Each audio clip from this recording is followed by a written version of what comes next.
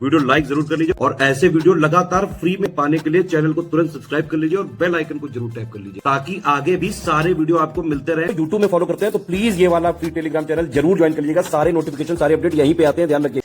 नमस्कार दोस्तों, अगर आपने भी टारगेट किया है समीक्षा अधिकारी या फिर सहायक समीक्षा अधिकारी बनने का, आरओ एग्ज़ाम क्रैक करने का, तो देखिए एक चीज़ तो पहले अपने दिमाग में सेट कीजिए कि अभी भी आपके पास टाइम है। आप जीरो से स्टार्ट करके ना अपना सिलेक्शन ले सकते हैं।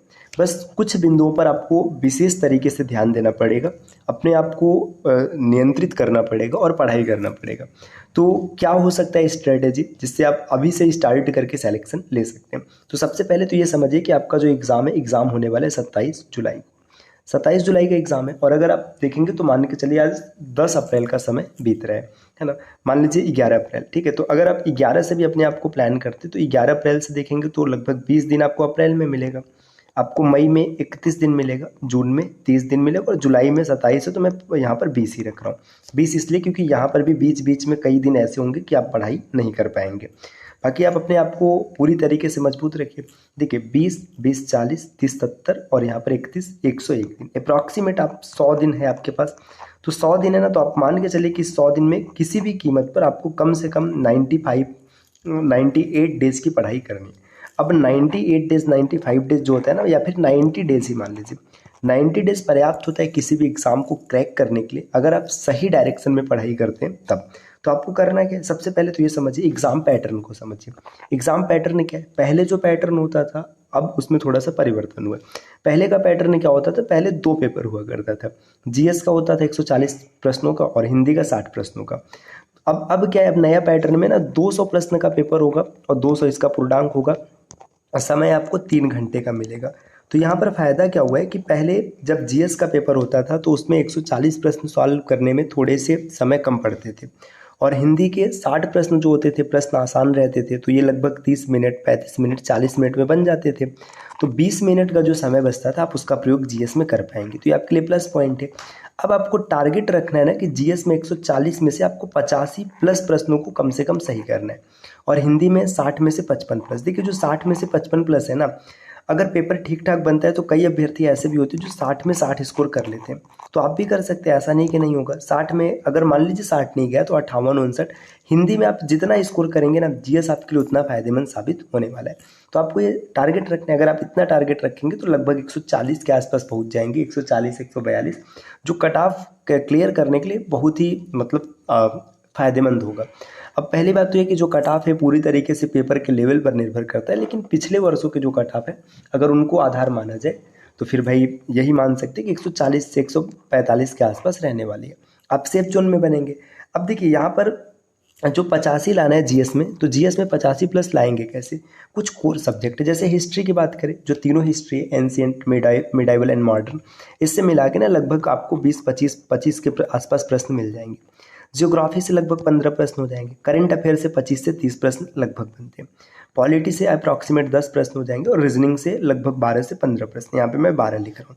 ये अप्रॉक्स है, ये कम ज़्यादा हो सकता है, कहीं कम हो सकता है, कहीं ज़्यादा हो सकता है। तो देखिए अगर आप इतना देखेंगे ना, 40, 30, 70 और ये 90 के आसपास पहुँच जाएगा।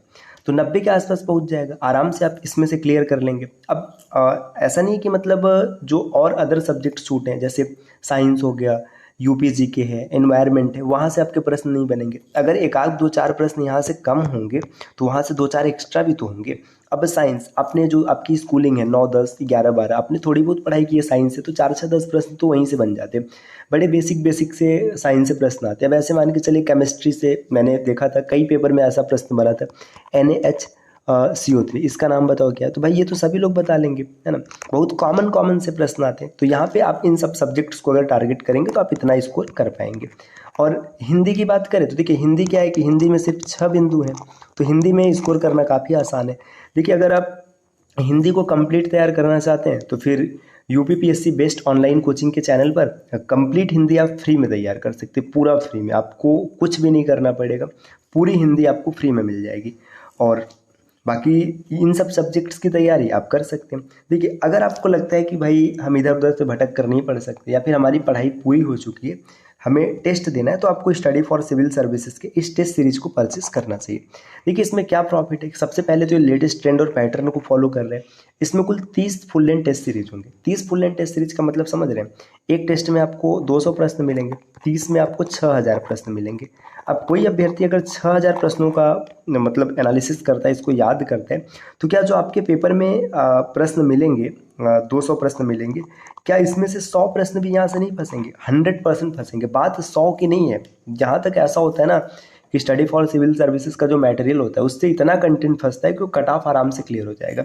आप इन्हीं 6000 प्रश्नों में से देखेंगे ना कि कम से कम 150 160 प्रश्न आपको डायरेक्ट देखने के लिए मिलेंगे, तो आप आराम से क्लियर कर पाएंगे। और इसमें देखो वैलिडिटी 6 मंथ्स की, अनलिमिटेड अटेम्प्ट है, आप जितनी बार चाहे उतनी बार दे सकते हैं। अच्छा, किसी को किसी और प्रकार क्या हो सकता है, जैसे उसको लगता है कि भाई हमें तो कोर्स चाहिए पढ़ने के लिए, क्या हमें पेड क्विजेस ज्वाइन करना है ना, तो उन सब के भी कोर्सेज चल रहे हैं, अदर कोर्सेज भी कई हैं। यूपी पीसीएस 2024 का जो मुख्य परीक्षा है उसका कोर्स चल रहा है, यूपी पीसीएस 2025 के प्री और मेंस का बैच चल रहा है, मतलब बीपीएससी हो गया, एमपीपीएससी हो गया, सभी प्रकार के कोर्सेज चल रहे हैं। जैसी आपकी आवश्यकता है आप वैसी जानकारी प्राप्त कर सकते हैं। इसके लिए नीचे स्क्रीन पर दिख रहे हैं किसी भी नंबर पर कॉल या व्हाट्सएप कर जानकारी ले सकते हैं। तो उम्मीद है दोस्तों ये वीडियो आपके लिए काफ़ी फायदेमंद होगी, आपकी विशेष सहायता हुई होगी। अब मिलते हैं आपसे अगले वीडियो में, तब तक के लिए नमस्कार।